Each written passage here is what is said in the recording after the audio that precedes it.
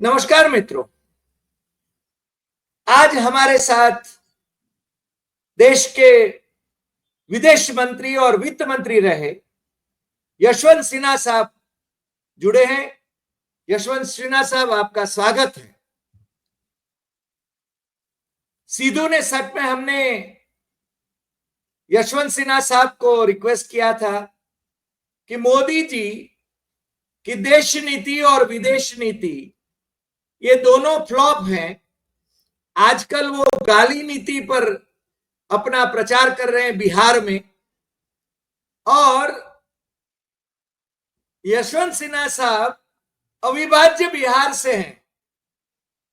यानी अभी जो झारखंड है, झारखंड से आप चुने जाते थे और आप राजनेता कम, राजपुरुष ज्यादा हैं। देश में राजपुरुषों की बहुत कमी है और उसमें यशवंत सिन्हा साहब जैसे राजपुरुष हमें बहुत कम मिलते हैं और हमारे साथ जुड़े हैं, ये हमारा सौभाग्य है। तो सर, आज मोदी जी की नीति रीति, देश नीति, विदेश नीति, गाली नीति, प्रचार नीति, पता नहीं क्या क्या नीति, और मुझे तो आपसे ये भी सवाल करना है जो पहले से ही मैं बता देता हूं कि कहीं भी जाते हैं विदेश में, आप विदेश मंत्री रहे हैं, वैसे वो भी प्रधानमंत्री और डिफेक्टो विदेश मंत्री हैं, तो मेरे ख्याल से जो दूसरे देशों के राजनेता हैं, शासक हैं, उनके गले पड़ जाते हैं। गले मिल जाते हैं वो एक अलग है, और गले पड़ जाना वो एक अलग है, क्योंकि वो चिपक जाते हैं। क्या ये प्रोटोकॉल अलाउ करता है? क्योंकि शी जिनपिंग कभी किसी से गले नहीं मिलते और इनको भी कभी गले मिले हो ऐसा हमने देखा नहीं। ये जनाब विदेश यात्राएं बहुत करते हैं।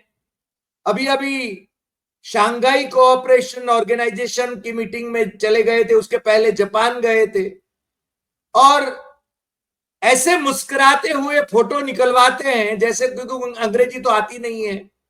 प्रोटोकॉल्स जो इंटरनेशनल फोरा पर प्रोटोकॉल्स मेंटेन करना होता है, हम तो ये समझते हैं कि उनके बस की बात नहीं है। मगर जिस प्रकार से हगिंग करते हैं किसी को भी, मेरे ख्याल से मेलोनी को कभी हगिंग वो कर दिए कि नहीं मुझे मालूम नहीं है, मगर जिस प्रकार से मिलते हैं लोगों को, यानी राजनेताओं को, शासकों को, हमें जरा अजीब लगता है। क्या ये प्रोटोकॉल में आता है? क्या इंटरनेशनल फोरा पर ऐसा होता है क्या? तो आपसे जानेंगे ये सब देश नीति, विदेश नीति, इसमें जो फ्लॉप हुए हैं, और अब जाने का वक्त हो गया है वैसे, और फिर भी तानाशाही लाकर सत्ता में बने रहने की उनकी चाहत है। तो सिन्हा साहब, आप बताएं स्थिति क्या आगे निर्माण हो रही है? सिन्हा साहब। बहुत धन्यवाद हरि भाई, आपके शो में आकर बराबर बहुत आनंद आता है मुझे। देखिए, मैंने विदेश नीति को एक नौकरशाह के रूप में देखा है, एक राजनेता के रूप में देखा है, एक विदेश मंत्री के रूप में देखा है। अंतर्राष्ट्रीय स्तर पर मैं बहुत सारे कमेटियों का अध्यक्ष हुआ करता था, तो उस हैसियत से भी देखा है। मुझे याद नहीं पड़ता है कि कोई भी राष्ट्राध्यक्ष, इंक्लूडिंग हमारे प्रधानमंत्री श्री अटल बिहारी वाजपेयी जी, कभी किसी से गले मिले हों। हाथ मिलाते थे, यही प्रोटोकॉल था कि आप हाथ मिलाओ, उसके बाद बैठकर बातें करो, फोटो ऑप हो, बातचीत हो। फिर उसके बाद बातचीत का ब्यौरा देने के लिए वो अक्सर एक विदेश मंत्री के नाते मुझे, राष्ट्रीय सुरक्षा सलाहकार ब्रजेश मिश्रा, उनको रखते थे अगर वो खुद कर रहे हैं, नहीं तो हम लोगों को ऊपर छोड़ देते थे कि आप लोग प्रेस वार्ता करो। तो ये थी दुनिया भर की पॉलिसी। मनमोहन सिंह के टाइम में कभी आपने देखा कि उन्होंने लोगों को गले लगाया, एकदम आतुर होकर गले लगाया, वो नहीं भी लगना चाहता है तब भी लगाया। ये मोदी जी ने परंपरा शुरू की जब वो प्रधानमंत्री बने हैं। और मैं आपको इसकी पृष्ठभूमि भी देना चाहता हूं कि इसके पहले वो गुजरात के चीफ मिनिस्टर थे, तो विदेश नीति से उनका बहुत लेना देना नहीं था। जब वो दिल्ली आए प्रधानमंत्री बनकर, तो उन्होंने महसूस किया कि हमको सबसे पहले क्या साबित करना है। हमको ये साबित करना है कि मैं विदेश नीति में बहुत माहिर हूं। मैं जितना इसको समझता हूं कोई दूसरा नहीं समझता है। तो स्वयं उन्होंने सोचा होगा, उनके एडवाइजर्स ने बताया होगा कि लोगों को गले पड़ना शुरू हो जाओ तो एक नई परंपरा शुरू होगी। तो उन्होंने ये परंपरा शुरू की। अब एक दूसरी परंपरा आज के दिन में देख रहा हूं। अभी जो आपने कहा कि वो एससी और शंघाई कोऑपरेशन ऑर्गेनाइजेशन की मीटिंग से वो करा रहे हैं चीन में, तो मैंने उसमें देखा कि अब डिप्लोमेसी जो है, पहले लोग मजाक में कहा करते थे कि डिप्लोमेसी हगोप्लसी हो गई है, हक करो। अब वो उससे भी नीचे गिर के फोटोप्लसी हो गई है। जहां कहीं फोटो खींच सकता है, इनका कैमरा वाला इनके साथ चलता है, उसको इंस्ट्रक्शन है कि देखो तुम ऐसे एंगल से फोटो खींचो जिसमें लगे कि मैं ही डोमिनेट कर रहा हूं। तो कहीं अगर राष्ट्रपति चीन के और राष्ट्रपति रूस के खड़े हैं, आपस में बातचीत कर रहे हैं, एक रशियन बोल रहा है, दूसरा चाइनीज बोल रहा है, उनके इंटरप्रेटर्स हैं, तो वो उसमें एकदम घुस जाएंगे। ऐसे करके, आपको याद है ना वो फोटो, उंगली घुस वाला। जाएंगे। हाँ, और उसके बाद ऐसा दिखाने की कोशिश करेंगे कि केंद्र बिंदु यही है, और देश की गोदी मीडिया, इनके भक्त लोग उसी फोटो को लेकर आगे बढ़ेंगे, ये देश की जनता को कन्विंस करने के लिए कि देखो हमारा जो नेता है वो सचमुच में विश्वगुरु बन गया है। मैंने देखा एक फोटो में कि पहुंच गए हैं, कुछ कहने का प्रयास कर रहे हैं, लेकिन पुतिन और शी जिनपिंग जो चीन वाले थे, इनकी तरफ देख भी नहीं रहे हैं, वो आपस में देखकर बातचीत कर रहे हैं। ये बीच में क्यों घुसे? ये इसलिए घुसे ताकि इनका जो फोटोग्राफर है वो उसको कैप्चर कर सके और देश में उसका इस्तेमाल हो। तो विदेश नीति जो है वो फोटोप्लेसी बन गई है, डिप्लोमेसी अब नहीं रही। जी। आपने कहा गाली नीति, तो वो भी एक नया सिलसिला शुरू हो गया है। जब ये चीन में थे तो 2 दिन तो लगातार अट्टहास करते रहे वहां पर। और अट्टहास हरि भाई इसलिए करते हैं ताकि जो बोल नहीं सकता है वो हंसता है। तो ये बोल नहीं सकते हैं तो हंसते हैं, बोलने के लिए इनके पास कुछ है नहीं, तो हर जगह जाके अट्टहास। अगर इनकी मां को गाली पड़ी बिहार में, उस पर विस्तार से हम लोग अगर चाहें तो चर्चा कर सकते हैं। जी।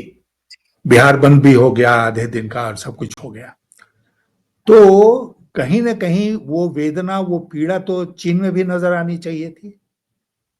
चीन में तो कहीं ये उदास नहीं दिखे, लगातार अट्टहास ही करते रहे। और उसके बाद बिहार में आके रोने लगे, भाई हिंदुस्तान में आके रोने लगे कि हमारी माँ को गाली दिया, हमारी माँ को गाली दिया। इन्होंने कितनों को गाली दिया, क्या दिया, वो आप भी जानते हैं, मैं भी जानता हूं, उसको मैं रिपीट नहीं करना चाहता।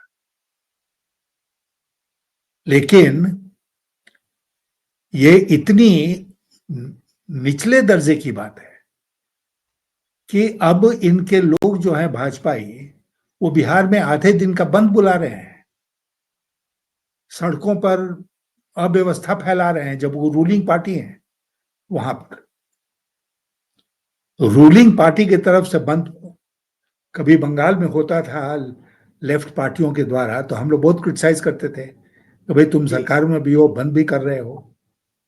और ये बिल्कुल एक व्यक्तिगत मामला लेकर, और गाली वाली बात को मैं और थोड़ा आगे बढ़ाऊं आपकी अनुमति से, जी। तो वो कौन सा बंदा था जिसने गाली दिया?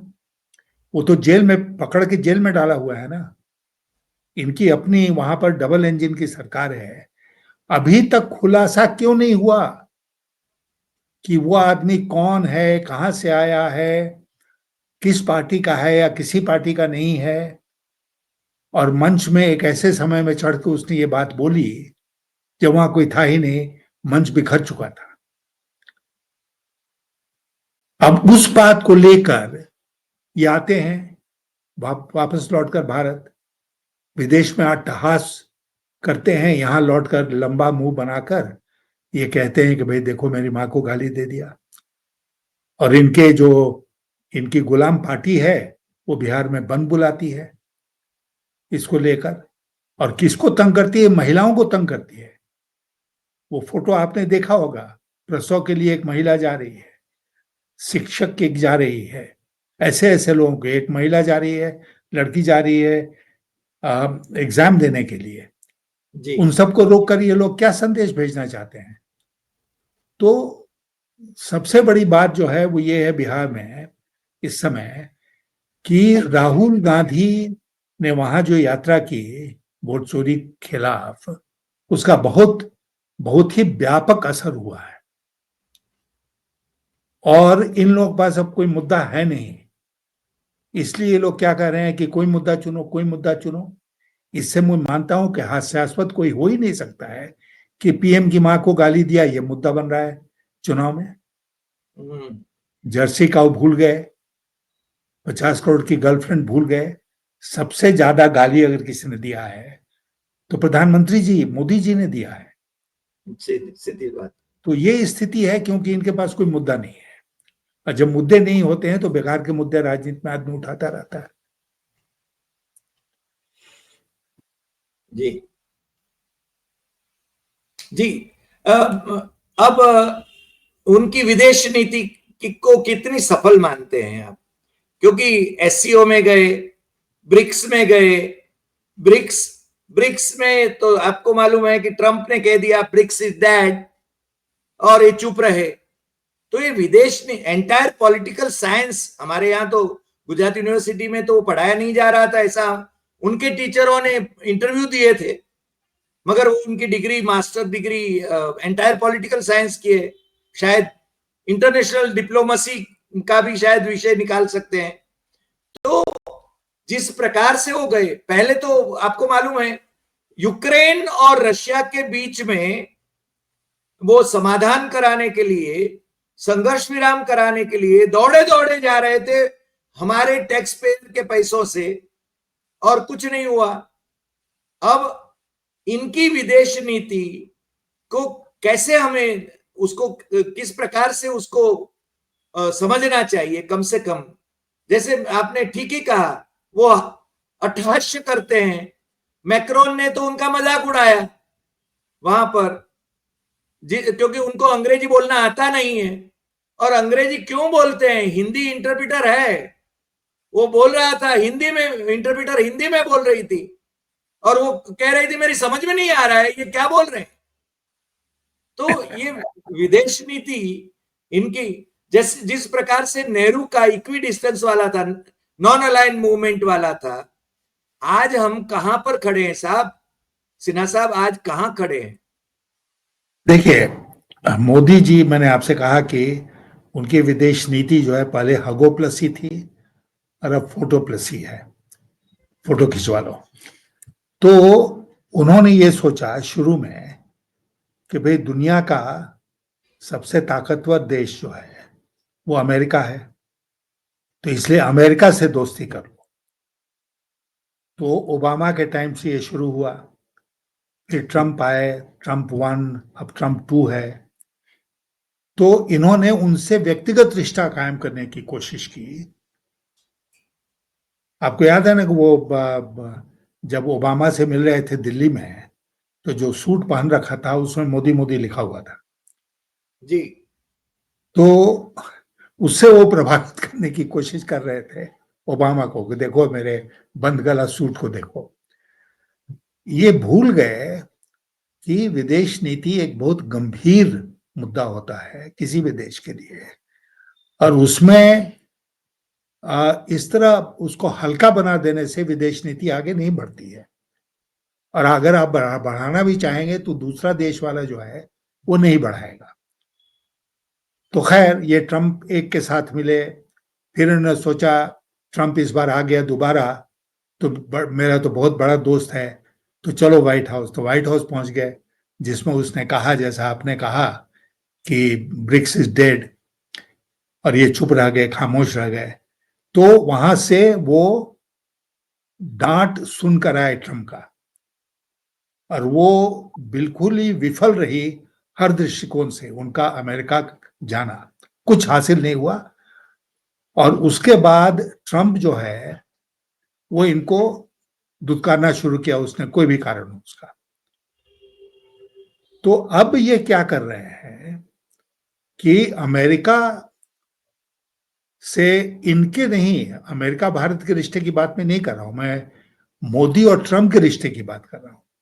कि अगर मोदी और ट्रम्प के रिश्ते अब उतने अच्छे नहीं हैं, तो इसका मतलब क्या होगा कि सब कुछ भूल के आप चले जाइएगा चीन के खेमे में। रूस हमारा परंपरागत मित्र है, इसलिए पुतिन से दोस्ती रखिए, जरूर रखिए, रूस के साथ दोस्ती रखिए, किसी को कोई आपत्ति नहीं होगी। लेकिन अब चीन जा रहे हैं और दुनिया भर में एक संदेश भेज रहे हैं कि हम सब कुछ भूल गए, गलवान भूल गए, चीन ने जो कब्जा किया हुआ है वो भूल गए, पैंगोंग लेक के ऊपर चीन ने जो अभी पुल बना दिया उसको भूल गए, सारा कुछ भूल गए, और चीन के साथ हम दोस्ती करना चाहते हैं। और ये वाहियात जो गोदी मीडिया है वो कह रही है देश में कि वाह देखो क्या डिप्लोमेसी दिखाई मोदी जी ने, अमेरिका को सबक। व्हाइट हाउस में ट्रम्प जो है वो थर थर कांपने लगे इस डेवलपमेंट पर। ऐसा थोड़ी होता है, नहीं, सही बात। ऐसा होता है, ये कोई लवर्स बाजार नहीं ना है विदेश नीति। अच्छा यहां से हम जिल्ट हो गए तो हम उधर चले जाएंगे, क्या मतलब है इसका? तो इसलिए इस समय इनकी विदेश नीति, और खास करके जब ऑपरेशन सिंदूर हुआ और जैसे भारत अलग थलग पड़ गया विदेश नीति के क्षेत्र में, उससे एकदम साफ जाहिर हो गया कि इनकी जो भी विदेश नीति रही है वो केवल प्रचार मात्र थी, उसमें सब्सटेंस नाम की कुछ ना, उसमें कुछ नहीं था। और इसीलिए हमारे साथ ऑपरेशन सिंदूर के बाद न नेपाल खड़ा हुआ, न भूटान खड़ा हुआ, न मालदीव्स खड़ा हुआ, न श्रीलंका खड़ा हुआ, जो हमारे पड़ोस के देश हैं। जी, तालिबान खड़ा हुआ, ये मैं क्रेडिट देता हूं मोदी जी को कि अफगानिस्तान का तालिबान इनके साथ खड़ा हुआ। तो ये स्थिति है। अब आप देखिए चीन में, चीन वालों ने और अमेरिका वालों ने दोनों ने इस बात को समझ लिया है कि पाकिस्तान में ये जो शहबाज शरीफ की गवर्नमेंट है उसमें सचमुच कोई शक्ति नहीं है, कोई पावर नहीं है। पावर है उनका जो सेना अध्यक्ष है आसिम मुनीर, उसके पास। तो उसको व्हाइट हाउस में बुलाया, अभी वो और यहाँ चीन भी गया है, बुलाया। यहां भी बुलाया उसको, प्रेसिडेंट शी से उसकी मुलाकात कराई। तो वो एक इंटरनेशनल डिप्लोमेट बनकर घूम रहा है, फील्ड मार्शल आसिम मुनीर। हमारे फील्ड मार्शल को कोई पूछ नहीं रहा है। तो मैं ये कह रहा हूं कि मोदी जी ने विदेश नीति का भट्टा बैठा दिया, एकदम ऐसे स्तर पर लाके खड़ा कर दिया है कि जहां से बहुत परिश्रम करना पड़ेगा इसको फिर आगे ले जाने के लिए। सर, देश की बात करें, विदेश नीति की आपने बात करी, देश की बात करें, विदेश नीति का तो भट्ठा बिठा ही दिया है उन्होंने, मगर देश की बात करें तो उनके अपने जो कहे जा सकते हैं, जो आपके साथ doctor Murli Manohar Joshi HRD minister भी रहे अटल जी की सरकार में, काफी अध्ययन रखने वाले वो रहे, और उन्होंने संघ के एक परिवार में 80 लोगों के सामने, सरसंघ चालक और सर कार्यवाह के सामने उन्होंने जो प्रेजेंटेशन किया वो तो मोदी की गवर्नमेंट की विफलताओं का काला चिट्ठा था। और मोदी जी कितने विफल रहे देश के अर्थनीति में, और चिल्ला रहे हैं कि हमने जापान को पीछे छोड़ दिया। उन्होंने डॉक्टर मुरली मनोहर जोशी ने तो ये भी कहा कि जापान का पर कैपिटा जीडीपी कितना है और हमारा कितना है, ये भी उन्होंने तुलना करी, आर्थिक स्थिति की तुलना करी, और चीजें उन्होंने बताई। तो इन्होंने तो देश की नीति में भी, तो देश के यानी कारोबार में भी हमारा भट्ठा ही बिठा दिया है ना। देखिए, मुरली मनोहर जोशी जी ने जो कुछ कहा वो सत्य पर आधारित था, और उनसे यही उम्मीद हम सब ने बराबर किया है कि जोशी जी जहां जाएंगे वो सत्य बोलेंगे। और एक बार फिर उन्होंने आरएसएस की इस मीटिंग में जो इतना ढिढोरा पीटा जा रहा है देश की अर्थव्यवस्था की तरक्की को लेकर, उसका जो सत्य है, सच्चाई है, वो उन्होंने सामने रखा। और वो सारी बात मीडिया में आ गई। ये भी अपनी बात अपने आप में एक बहुत महत्वपूर्ण बात है कि संघ की तरफ से, डॉक्टर जोशी की तरफ से ये बात मीडिया तक पहुंचाई गई। अब यहां पर जो स्थिति है अर्थनीति की, कि देश कभी 10वें स्थान पर था, कभी बहुत पीछे उससे था, फिर बढ़ते बढ़ते अब तीसरे पर पहुंचा है। इतना बड़ा देश है, 150 करोड़ लोगों का देश है, तो ये तो आगे बढ़ेगा ही बढ़ेगा। इसमें एक गति अपनी आप में होती है, आप कुछ करो या ना करो, ये 5-6% से हमारी अर्थव्यवस्था हर साल आगे बढ़ेगी ही बढ़ेगी। तो अर्थव्यवस्था बढ़ रही है, टोटल जो उसका साइज है उसके अनुसार हम तीसरे नंबर पर आ गए, और अब तो चीन और अमेरिका हमसे बहुत आगे हैं।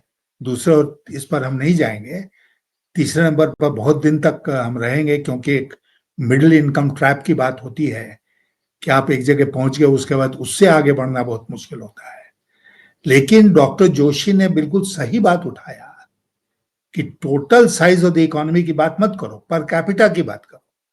हाँ, प्रति व्यक्ति हमारी आय कितनी है, अब वहां बहुत नीचे है, और ये दिखता है रोजमर्रे की।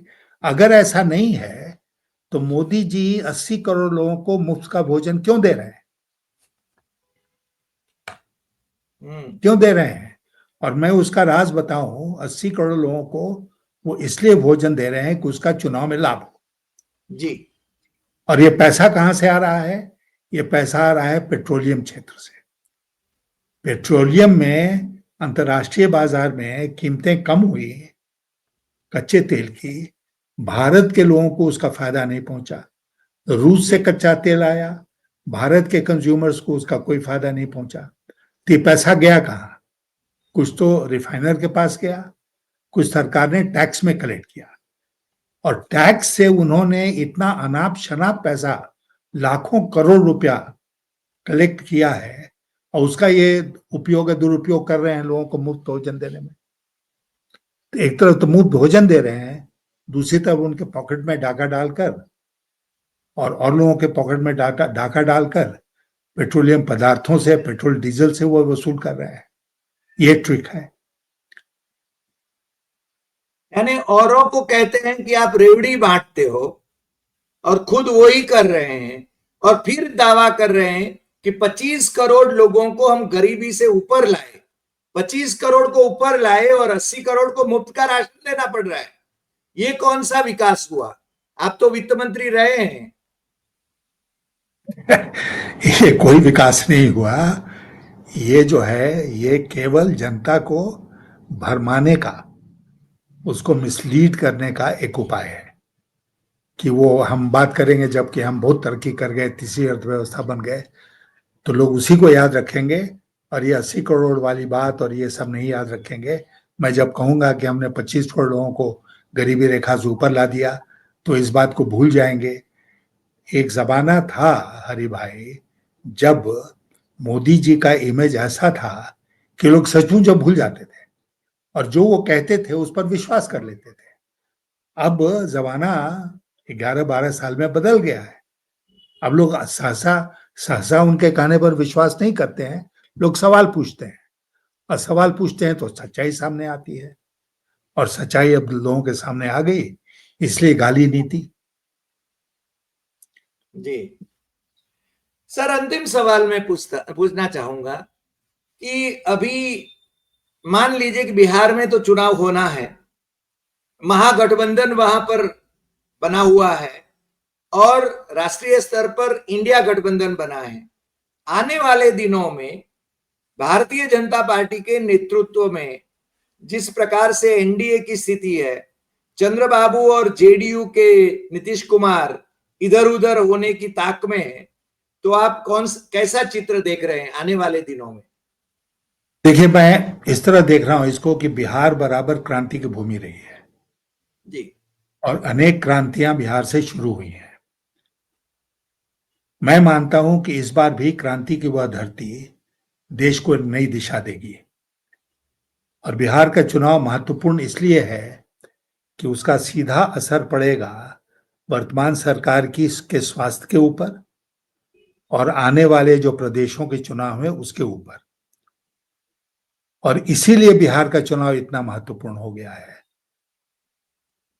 हमको लगता है कि भारतीय जनता पार्टी के अनेक सूत्र हैं सच्चाई उनको बताने के लिए, क्या तथ्य हैं बताने के लिए। कहीं न कहीं से उनको ये जानकारी दी गई है कि हमारा जो प्रॉस्पेक्ट है, संभावनाएं हमारी जो हैं वो इस बार अच्छी नहीं है बिहार में। और इसीलिए एक डेस्परेशन नजर आ रहा है। ये जो गाली वाला एपिसोड है, ये नहीं लगता है कि डूबते हुए को तिनके का सहारा के रूप में इसको यूज कर रहे हैं? जी। इसका कोई असर नहीं है, लोग हंस रहे हैं बिहार में इसके ऊपर, लेकिन मोदी जी लगे हुए हैं इसके पीछे। तो मैं ये कह रहा हूं कि बिहार से एक बार फिर क्रांति का उद्घोष होगा इस चुनाव के बाद और देश की राजनीति के ऊपर इसका असर पड़ेगा। अब ये सरकार तो मेजोरिटी में है नहीं, तो बैसाखियों पर, 2 बैसाखियों पर खड़ी है। एक बैसाखी भी हटा लीजिए तो सरकार गिर जाएगी। तो वो सब भी खतरा है, मोदी जी की कुर्सी खतरे में आ जाएगी। और इसलिए जी जान से लगे हुए हैं कि येन केन प्रकारेण बिहार का चुनाव जीता जाए। और इस कार्यक्रम में उनका सबसे बड़ा सहयोगी बना है देश का चुनाव आयोग।